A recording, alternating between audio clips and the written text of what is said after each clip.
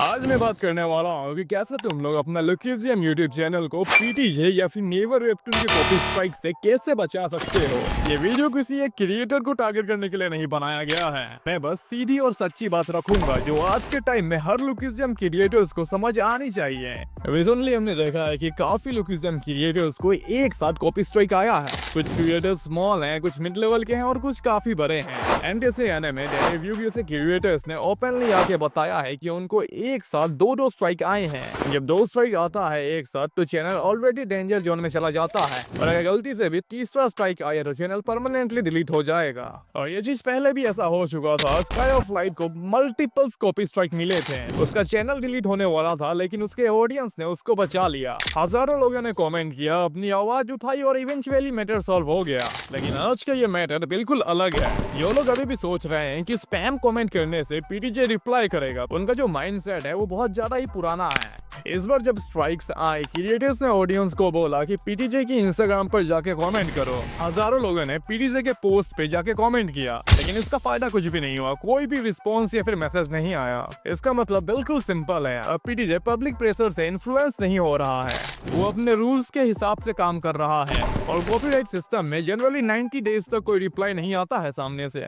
अब मैं यहाँ एक चीज क्लियर करना चाहता हूँ, मैं ये सब किसी आउटसाइडर की तौर पर नहीं बोल रहा हूँ। मैं अपनी खुद की गलतियाँ तुम्हें बता रहा हूँ कि तुम ऐसा गलतियाँ आगे नहीं करोगे।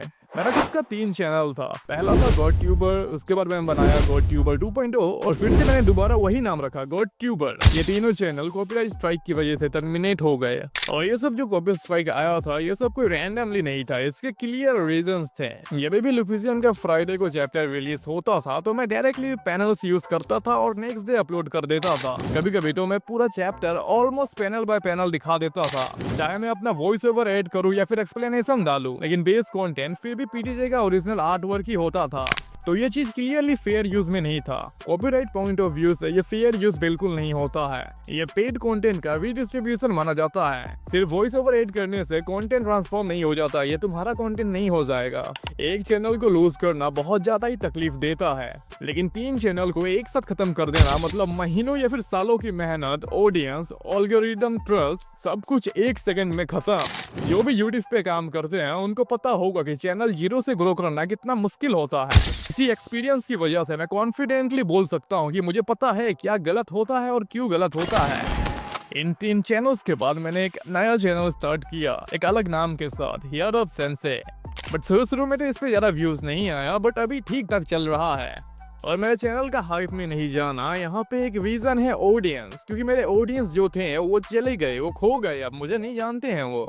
दूसरा रीजन ये था कि जब आप बार बार स्ट्राइक खा चुके होते हो तो नेचुरली आप सावधान हो जाते हो और यही चीज ब्रूटली आपके कंटेंट को अफेक्ट करता है।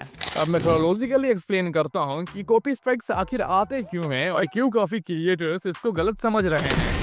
सबसे बड़ी गलत सोच ये है कि अगर तुम सोचते हो कि तुम अगर वॉइस ओवर वीडियो में ऐड कर रहे हो तो तुम बिल्कुल सेफ हो। फेयर यूज का मतलब सिर्फ बोलना नहीं होता है। फेयर यूज का मतलब होता है अपने वीडियो को पूरी तरीके से ट्रांसफॉर्म करना, डिफरेंट बनाना। अगर तुम लोग फुल पैनल्स दिखा रहे हो स्पेशली ऑर्डर्स में, स्पेशली काफी टाइम के लिए, तो तुम्हारा ऑडियंस ये सारा चैप्टर फ्री में देख लेगा और पीटीजे के हिसाब से ये उसके बिजनेस को ब्रूटली डैमेज करता है। और अगर तुम लोगों को पता नहीं है कि लुकिजियम एक पेड प्रोडक्ट है, वेबटून फास्ट पॉज, एड्स और ऑफिशियल व्यूज से रेवेन्यू कमाता है। जब क्रिएटर्स न्यू चैप्टर का पैनल्स इमीडिएटली अपलोड कर देते हैं तो व्यूअर्स ऑफिशियल ऐप पे जाने के बजाय यूट्यूब पर ही वीडियो देख लेते हैं और यही सबसे बड़ा ट्रिगर होता है कॉपी स्ट्राइक का। लुकिजियम का वीडियो अपलोड करने का एक इम्पोर्टेंट और सही टाइम होता है। चैप्टर रिलीज के 24 आवर्स के अंदर अपलोड करना सबसे ज्यादा रिस्की होता है और उसी टाइम पे कॉपीराइट मॉनिटरिंग सबसे ज्यादा एक्टिव होता है।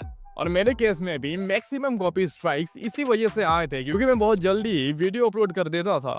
और तुम लोगों में से बहुत लोगों को लगता होगा कि छोटे चैनल्स को कोई नोटिस नहीं करेगा। कॉपीराइट सिस्टम चैनल साइज नहीं देखता है। अगर तुम्हें पता नहीं है तो ऑटोमेटेड डिटेक्शन भी होता है और मैनुअल रिपोर्टिंग भी होती है।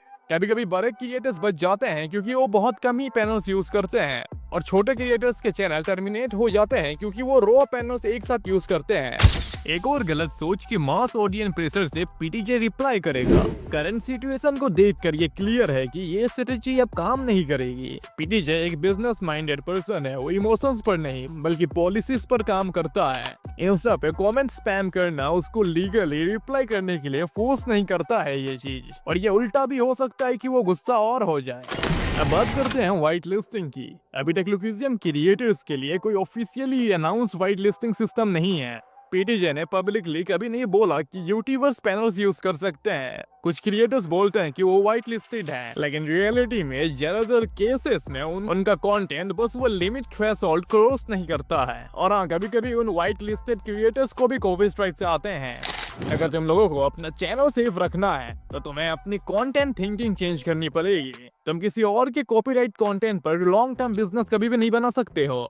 और अपना चैनल बचाने के लिए सबसे सेफ रास्ता है कि पैनल्स बहुत कम ही यूज करना। फुल पेजेस दिखाने के बजाय छोटे क्रॉप पोर्शंस यूज करो। अगर तुम कोई चैप्टर एक्सप्लेन कर रहे हो तो उसमें बहुत ज्यादा पैनल्स मत दिखाओ, बहुत कम ही यूज करो। ऑडियंस को ऐसा फील नहीं होना चाहिए कि वो चैप्टर सिर्फ तुम्हारा वीडियो देख के ही समझ गया। ज्यादा फोकस एनालिसिस पर रखो, कैरेक्टर्स के डिसीजन पर, फ्यूचर प्रेडिक्शन पर, यहाँ तक कि साइकोलॉजी पर। तुम लोग टेक्स्ट यूज कर सकते हो, डायग्राम्स यूज कर सकते हो, या फिर सिंबॉलिक विजुअल्स भी यूज कर सकते हो, जैसे मैं करता हूँ कभी कभी। शायद ये थोड़ा बोरिंग लगे लेकिन लॉन्ग टर्म के लिए काफी सेफ है। और हाँ, काफी लोगों को लगता है कि डिस्क्लेमर देने से तुम्हें कॉपीराइट नहीं मिलेगा, कॉपी स्ट्राइक नहीं मिलेगा, तो ये बिल्कुल गलत बात है। हाँ, ऐसा हो सकता है कि जब तुमने बहुत ज्यादा ही कम पैनल्स यूज किए हैं तब अगर तुम दोगे तो हाँ, तब कॉपी स्ट्राइक नहीं भी आ सकता है। वैसे ये डिस्क्लेमर देना ना देना सब फालतू बात है, इससे कुछ नहीं होगा, बट एक सेफ्टी के तौर पर तुम दे सकते हो डिस्क्लेमर। मैं ये सब इसीलिए बोल रहा हूँ क्योंकि मैंने खुद ये गलतियाँ की हैं। गॉड ट्यूबर 2.0 और गॉड ट्यूबर का लॉस मुझे सिखाने के लिए ये सब काफी है कि सिर्फ हार्ड वर्क काफी नहीं होता है, स्मार्ट वर्क भी करना पड़ता है।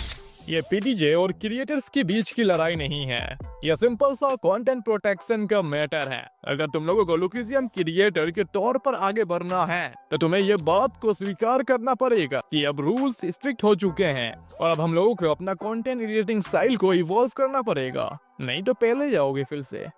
इस वीडियो का गोल किसी को डराना नहीं है, मैं बस ये चाहता हूँ कि जो गलतियाँ मैंने की वो कोई और रिपीट ना करे। अगर तुम समझ के और सोच समझ के कंटेंट बनाओगे तो चैनल बच भी सकता है और ग्रो भी कर सकता है, लेकिन जो मैंने बोला अगर तुम इसे इग्नोर करोगे तो चैनल पे कॉपी स्ट्राइक भी आ सकता है और चैनल डिलीट भी हो सकता है। तो आखिर में मैं बस इतना ही बोलूंगा कि जो गलतियाँ मैंने की थी वो तुम रिपीट मत करना। मैंने इस वीडियो में क्लियरली एक्सप्लेन कर दिया है। अगर तुम लोगों को कोई पॉइंट समझ नहीं आया हो तो वीडियो फिर से एक बार देख लेना। और हाँ, इस वीडियो को बनाने में काफी टाइम और मेहनत लगी है, तो लाइक शेयर सब्सक्राइब जरूर बनता है। तो मिलते हैं एक अगले वीडियो में। सावधान रहें, सतर्क रहें और सोच समझ के वीडियो बनाएं।